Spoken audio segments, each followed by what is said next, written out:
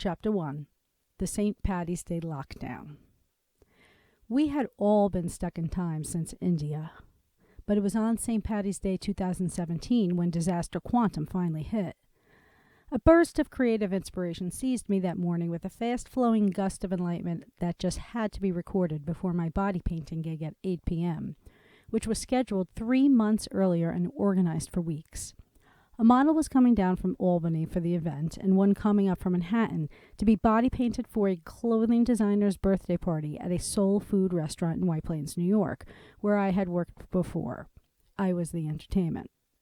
Then suddenly, just as I was getting ready to take a shower so that I could drop Jack off at his dad's and hit the road, I noticed my parents on my porch with desperate fear plastered across their faces. Oh no, what's going on now? I had seen those looks in their eyes before, and I knew I was in trouble. Within seconds, they barged into my home and began pacing nervously about my kitchen like they had a very important task at hand.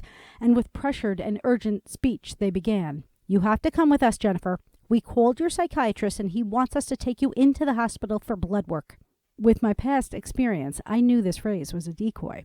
I never was released with just blood tests alone. "Ma, I am not crazy. When are you going to stop this nonsense? A equals A, for Christ's sake. Crazy equals crazy. Not crazy equals not crazy. Wake up from the brainwash, Ma." My father chimed in.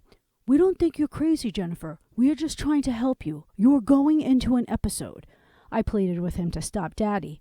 Think about what crazy means. Nazis are crazy, and crazy equals crazy. When are you going to wake up? They never could see our dense gravity system as I could, with past, present, and future all happening at once. Gravity was time in our matrix, but I seemed to be the only human alive who had the capability of feeling its fluctuation. Just as time was slowing down again on my side, their time appeared to be speeding up. "I am not going anywhere. You come into my house and demand I should leave with you? For what reason? Why weren't you answering our calls?" cried my mother. I am a grown woman in my 40s, and since India, if I don't answer my parents' phone calls, I am chastised and suspected to be going into an episode. Because I've been writing and I wanted to concentrate and not be disturbed. In my family's conditioned minds, my commitment to my work was somehow a symptomatic emergency, and I was using words like Nazi, which to them was a sure sign a catastrophe was brewing. "Well, your psychiatrist said to bring you in." "On what grounds?"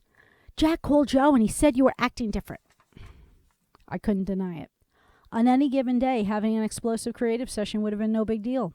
I walk around, smoke a cigarette, and talk to my guides a bit. I furiously scrawled notes on scraps of paper throughout my house as I cut and paste and collage away, helping me focus my ideas. When amused by my own creative genius, I might even chuckle out loud when a good sentence strikes my imagination before I write it down. All of these actions inside the creative process of a writer are normal. Yes, normal. I had finally learned over the years that my brain is functioning normally when I go about taking such actions. But Jack, who was 10, stayed home sick from school that day, and as I was steadfastly committed to staying in the zone, to him I was acting out of character, which propelled him to call his dad. And Joe, because he was so busy at work, instead of getting in touch with me personally, decided to call my parents to check up on me. And so the nightmare had begun. "So you already spoke to my psychiatrist?" "He's my psychiatrist. He's supposed to be my advocate, not yours." "Jennifer, we are not leaving until you get into the car with us." They relented. "Well, you can wait here all day, but I'm going to get ready for my gig."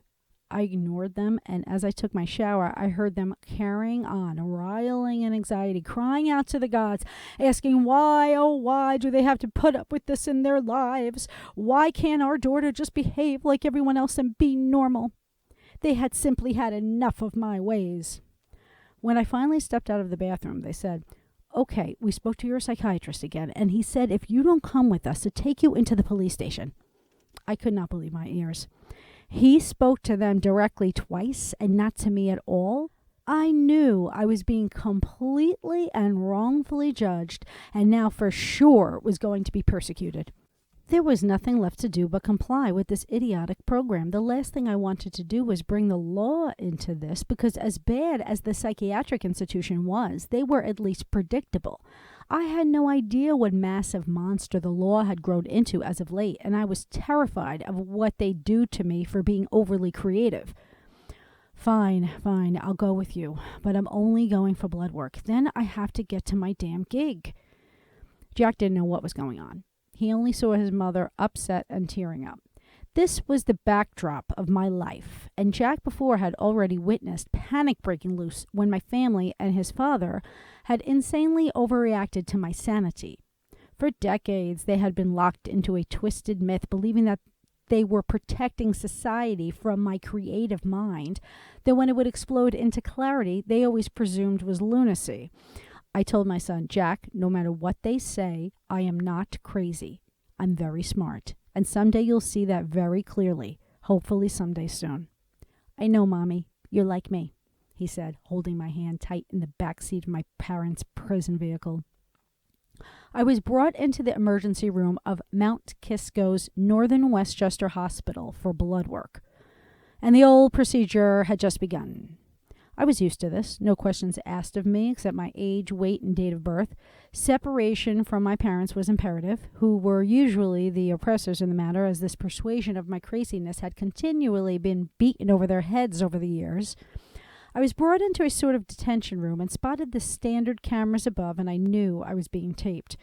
It was becoming dreadfully obvious to me with every passing second what was, in fact, really happening to me, which was a denial of my civil rights as an American again, not an episodic breakdown of a bipolar defective, which they had begged me my entire life to buy into.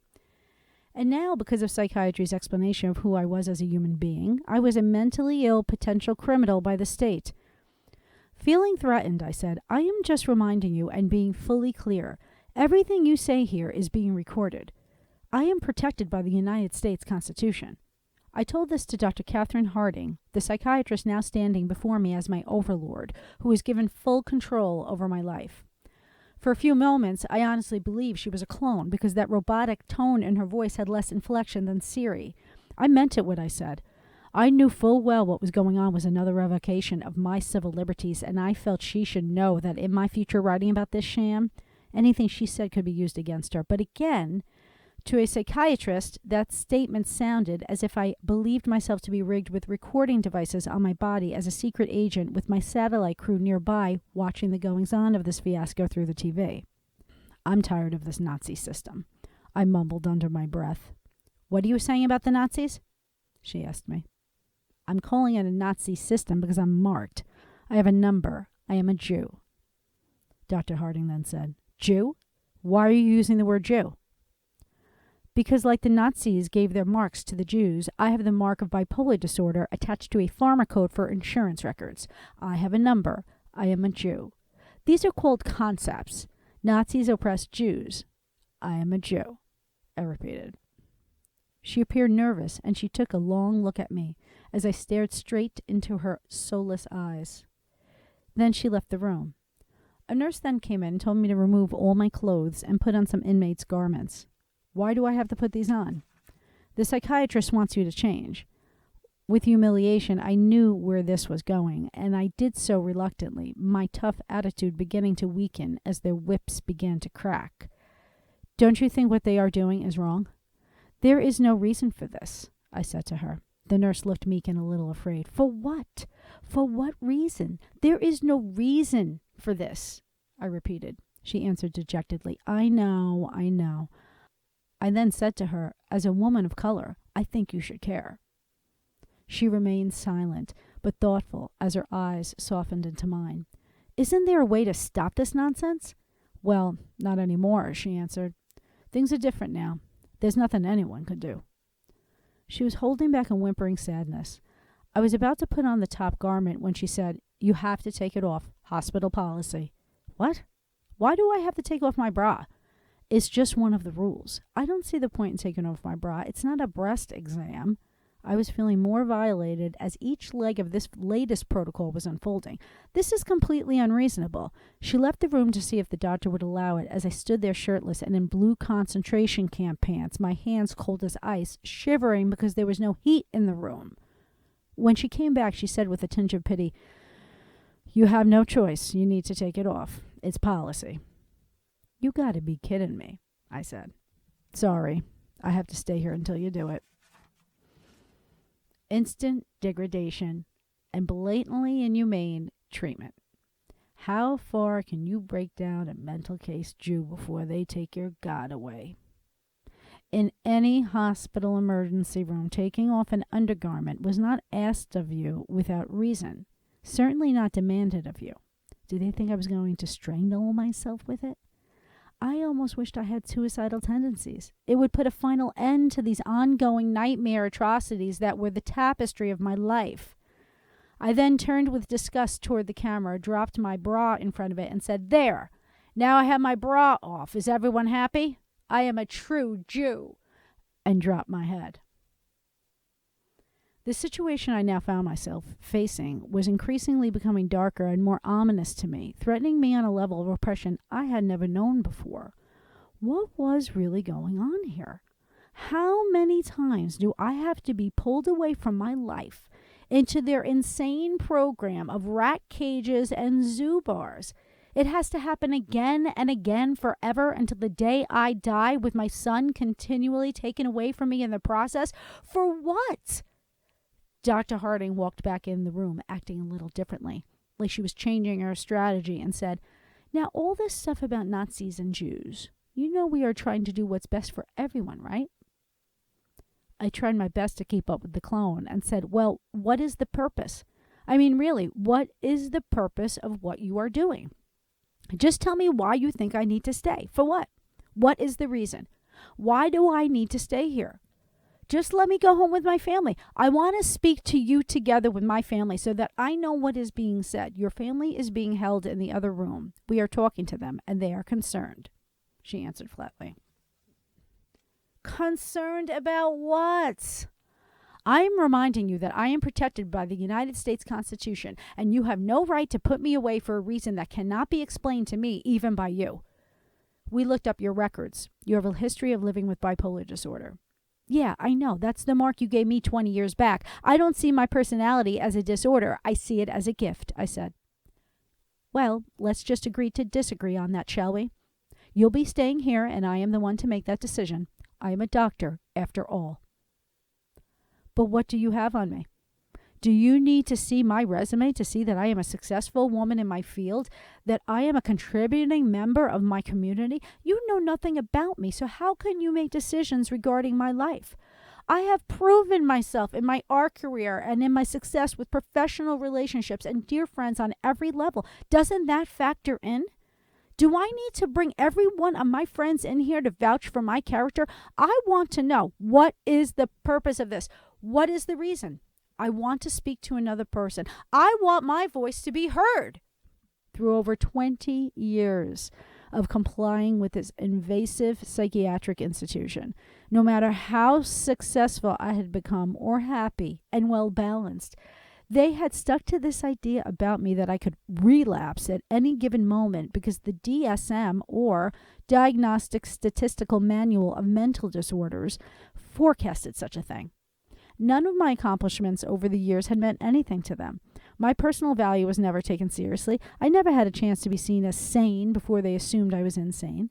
I had come so far in my career and in my life, one that was fulfilling and healthy, but the world was on fast motion into oblivion as it continued to submit to this psycho-punishing medical treatment to make one back to normal.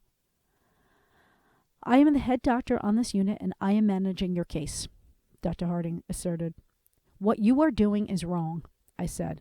She responded, "If you'd like to put your wish to be discharged in writing, we will review it, and then you can take it to court next Friday." And I cut her off. "Whoa, court? You have already decided that I'm in for at least a week until next Friday? For what? Just tell me. For what? For what reason are you doing this? For what reason?" "Your parents are concerned." She spoke down to me as though I was still that young girl of 22 who had just come home from India. I am a grown woman of 45 years old. My parents can't put me away in your prison camp for no good reason. I wish to speak to them. She ignored me. Over the years, my poor parents had been conditioned to such a degree that they couldn't even see me anymore as their daughter. They had been told by the psychiatric institution to watch vigilantly for my behaviors, for triggers of a relapse in my bipolar disorder. This viciously savage think tank had successfully trained my unsuspecting parents to believe that it was the best thing to do for the safety of humanity at large to barge down the door of my house, grab the Jew as quickly as they possibly could, and then with the threat of punishment of criminal law, lock me up in the nearest asylum. Seeing as the headmaster clone wasn't budging, I had no choice but to comply, because noncompliance could be held against me in the court if I needed to go. But I knew it was a hoax and a crime, as well as a violation of my Sixth Amendment, or rights of the accused, which states that before my freedom is deprived, I must be informed of the nature and cause of the accusation, to be confronted with the witnesses against me, to have compulsory process for obtaining witnesses in my favor, and to have the assistance of counsel for my defense. All of which are nullified based on my mentally ill status, which provided me no civil rights to claim as my own. They didn't need to explain to me why they were revoking my freedom, putting me away in a mental asylum, and taking me away from my son, but I needed to appeal to a judge in a court of law next week and somehow explain how I got myself in there? Well, if I had to, I had to, but this so-called mental health system was a disgusting sham. I said, okay, I'll stay the night, fine, but I know my rights. I can get out tomorrow in 24 hours if I so choose. Well, I, as the psychiatrist handling your case, will determine upon further observation when you are ready to go home. Who the hell was this witch to tell me that she had the right to be the only one to have say over when I went home? That only she had the authority and the expertise to conclude if I was a good enough mother to see my son again. I was caught in a Twilight Zone episode from hell. You have no right to do what you are doing because it is unconstitutional and illegal. There is nothing we are doing that is illegal. We have every right to retain you. We are completely protected by the law in retaining your rights. It was true. On behalf of the general welfare and protection of society, civil commitment may be initiated by anyone concerned about bipolar behavior, whether they be family members, mental health providers, or the police. They are responsible for making the decision that is in the best interest of the bipolar reject, by most clearly reflecting the choice the mentally ill individual would have made if she was competent to do so. New York State's Kendra's law, which is backed by the American Psychiatric Association, protects the police to show up at someone's doorstep and escort the patient to the clinic for their antipsychotic injection if they have not kept their medication appointments. It also provides grounds for forced hospitalization against a person's will based on their diagnosis alone. So there was nothing I could say to stop this hospital from seeing this so-called episodic incident as a medical emergency requiring immediate treatment because of the severity of that bipolar label. Dr. Harding was preparing to hand me a pill and said I should take it. I'm not taking any other medication. I am already taking my medication and I am not taking another. Well, it's an antipsychotic. I think you should take it. No, I will not take it. I'll agree to an increase in my sleeping med, Seroquel, but nothing more. I don't need an antipsychotic, for Christ's sake. Oh, how I knew once you go on any given psych med, it was next to impossible to convince a psychiatrist to wean you off. An existence given over to antipsychotics at this point in my life would in finality kill any spirit or soul I had left, for I had come so far. The headmaster appeared frustrated with me because I wasn't complying to her stick in hand. She left the room and shut the light. There were no windows, and it was pitch black. I laid there, pathetically humbled, brutally beaten psychologically, spiritually weakened, freezing in that cold, empty room alone. I begged them to at least get in touch with my client at the body painting gig I was expected to be at that night, to notify him I wasn't showing up. But no one listened or cared. as if a grown man's birthday party didn't matter, and putting a grown woman away as fast as they possibly could was the most responsible thing the system could do for the benefit of the larger community.